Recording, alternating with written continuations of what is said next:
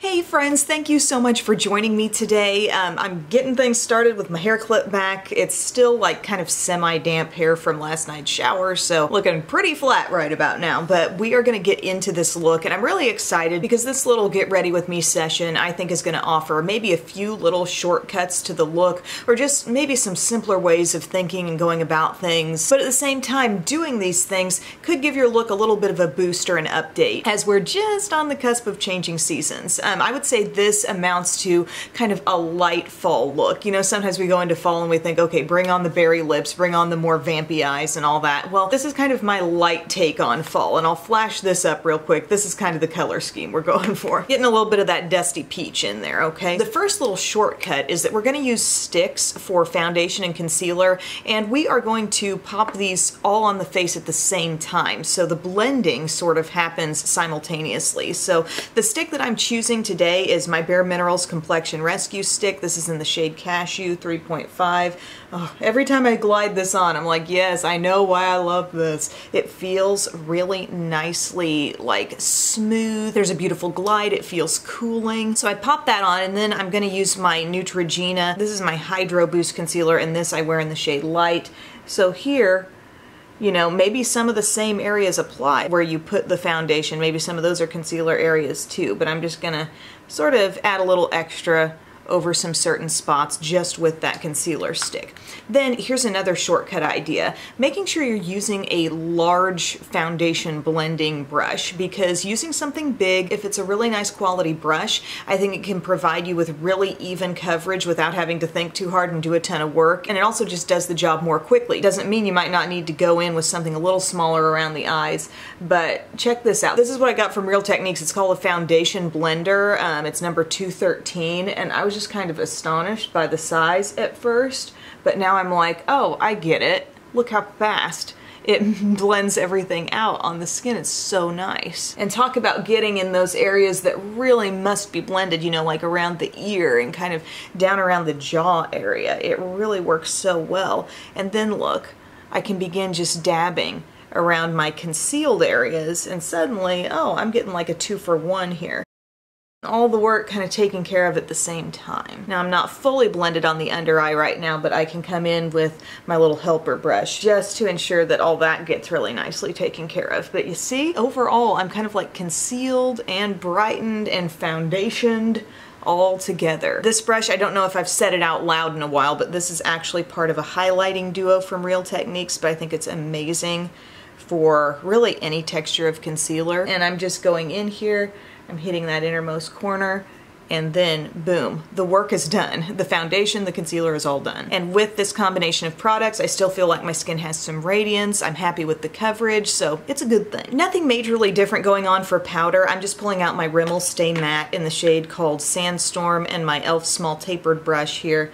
And I'm gonna use a light bit of this to set the under eye. This powder never fails for just getting the matte look, you know, getting the matte texture where you want it, but yet it never comes off too heavy because the product just doesn't pick up a lot on the brush, but you are getting it, you know, it's all happening, but it's just never gonna overload you, I feel. For me, I'm making sure to hit my T-zone, just kind of go by how your foundation tends to wear on you. Does it tend to wear off in certain areas where you get more oily? Well, those may be the areas where you want to target some powder, but I'm using kind of a pressing motion and just kind of applying powder that doesn't look too much like powder, if that makes sense. Then you guys, I got a nifty little product here from Laura Geller. Now, I'm not sure how many shades this comes in, if this was like a brand new thing and I was just kind of on the cusp of it, or what really the situation is, but as soon as I saw it, I thought I need to look into this. This is the Baked Balance and Bronze. What she's done is done a split pan of Balance and Brighten, which is like her powder foundation, and Bronze and Brighten over here, which is a bronzer that I absolutely love and have loved for years. So here is a really quick and easy way that I can handle all over face powder. You know, I can buff in some of that Balance and Brighten all over the skin, and this is in the shade Medium. So like I said, I need to check back and see if they are offering any more colors, what the situation is with this product, because I really didn't look too closely when I first bought it. I was just kind of like, honestly, super excited, and I just went for it. I saw they had this medium shade, which is usually what I wear the Balance and Brighten in, and I just, boom, done. So that powder foundation is kind of setting the whole face. Then I'm going into the Bronze and Brighten. Now, one thing you could do if you felt the Bronze and Brighten was a little too rich, because it can be a pretty deep bronzer, just depending on how it's swirled, how your particular product comes off with the ratio of light and dark swirls in there. But if you wanted to water it down a little bit, you could sort of blend across the whole thing. But I like to get this around my hairline. This is just always a great bronzer. I can contour with it a little bit, just a really nice tone. I feel like staying power with these Laura Geller baked products tends to be fantastic, and also you will just have them a really long time. They're these domed up baked products that you just, even if you're using them with consistency,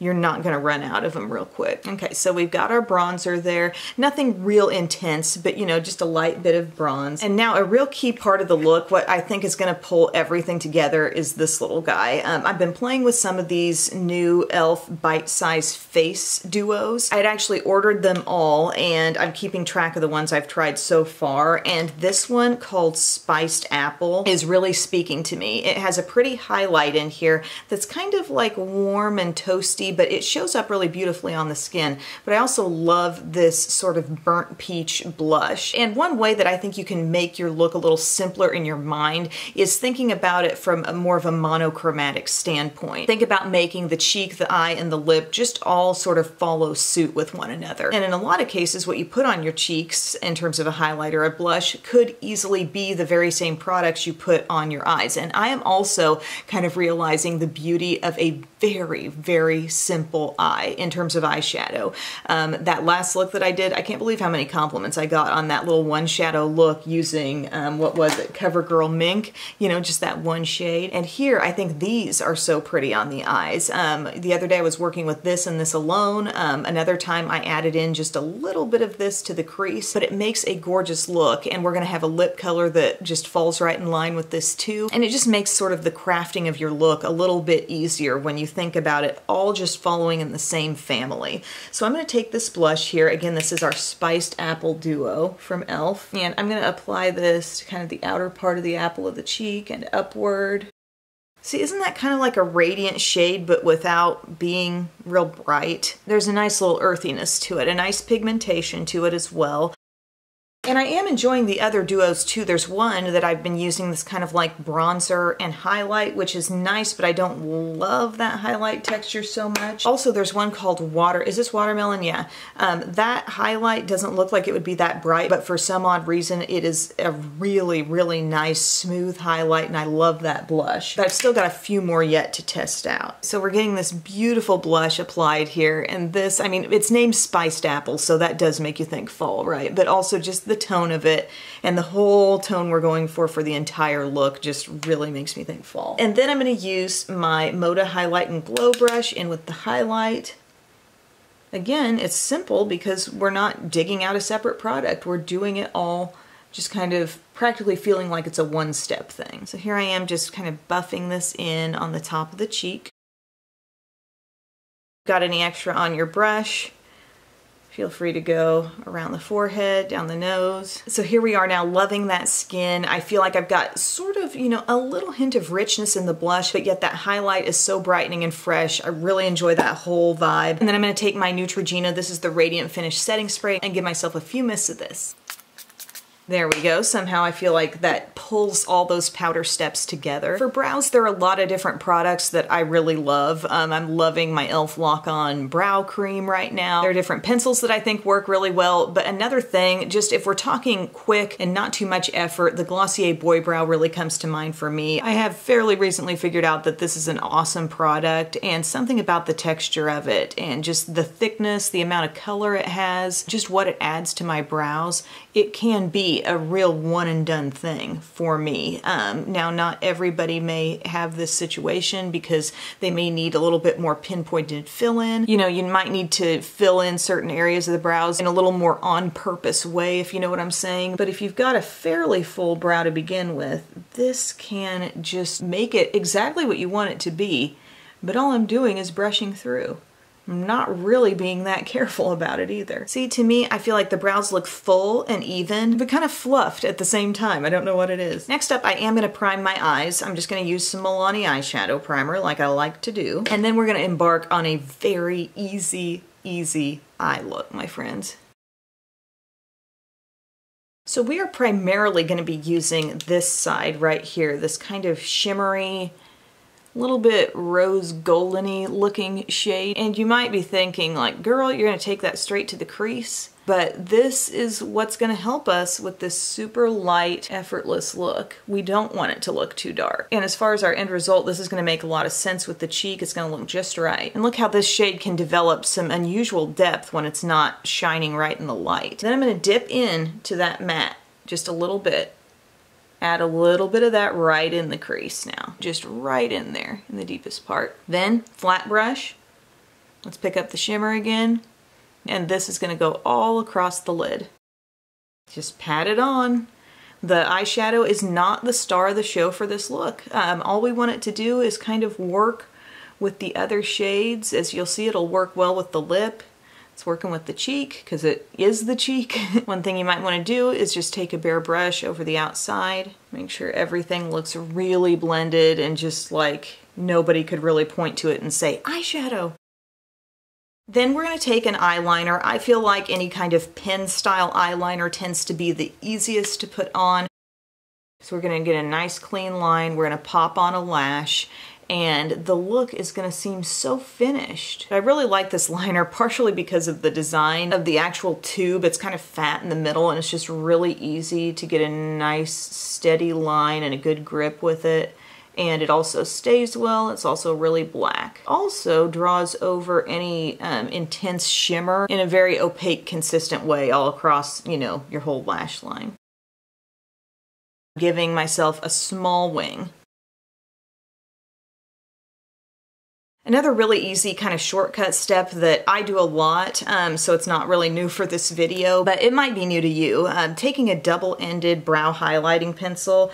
ABH is certainly not the only brand making these, but using the matte end of that to actually draw in your waterline and just brighten that lower inner rim. Makes you look so much more awake and wide-eyed, and then the shimmer side can go right around the innermost corner. Really brighten that up regardless of what eyeshadow you were using. You know, this can be brightening.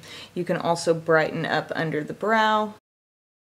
And this is a great little Cupid's bow brightener as well.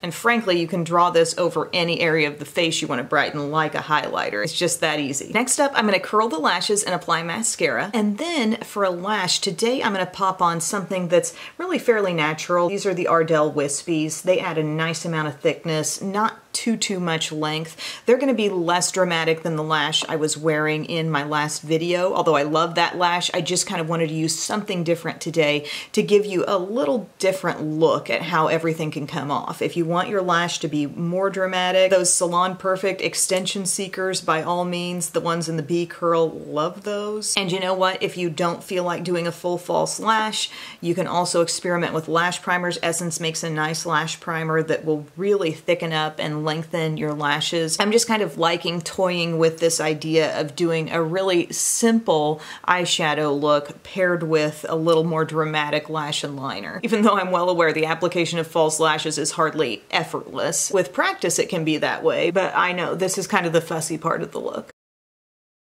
The thing I like about Wispies is that I know they're always gonna fit my eye left to right with no need to trim. You know, I'm just very familiar with this style of lash. I really love how they're a little shorter on the inside, but overall you get a lot of fullness kind of coming right out of the middle too. And then as I'm waiting on this other lash to get tacky, another thing I'll do is once that false lash is on, I'll take my mascara again and give just a little light bit there, kind of focusing a bit more on the base of the lash, or where my natural lashes and the fake lashes are kind of coming together, and not really raking it out too much through the tip of the lash. You start doing a lot of that and it won't look quite so fluttery and wispy.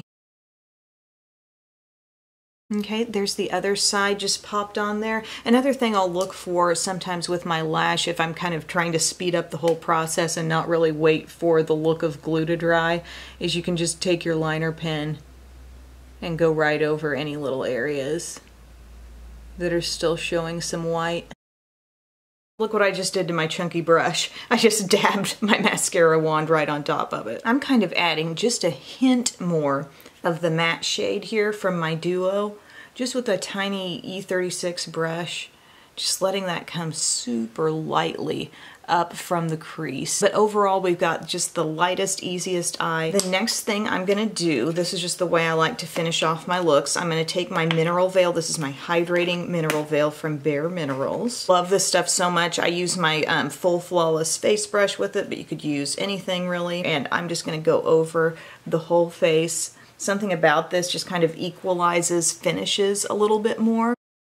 If you got a little too much shimmer going on in any one place, something about this just makes it all make sense. For the lip for this look, I'm thinking something matte for sure, because if you're in a mask situation where maybe you're wearing one a lot of the time, but then you do take it off on occasion, and if even just for yourself you'd like to have a lip color on, I think a matte is a lot safer than a gloss that's going to be more transfer prone. Now I do love CoverGirl Outlast. I think that product wears amazingly, will not transfer off whatsoever, but also these lipsticks from bareMinerals, these are a majorly underrated product. They're the Bare Pro lipsticks, and they're skinny tubes that you got a ton of control, really easy to apply. It's going to be a one-step process. I really think they're so pigmented, you're not going to feel the need to go in and like line the lips as well or do anything else, but just do this one pass over the lips. They're not 100% transfer proof, but they really do hang on the lips very well, and I don't think you'd have any issues with them. Like, they can have impressive all-day wear. So I'm going to use the shade called Spice today because I just think it coordinates really well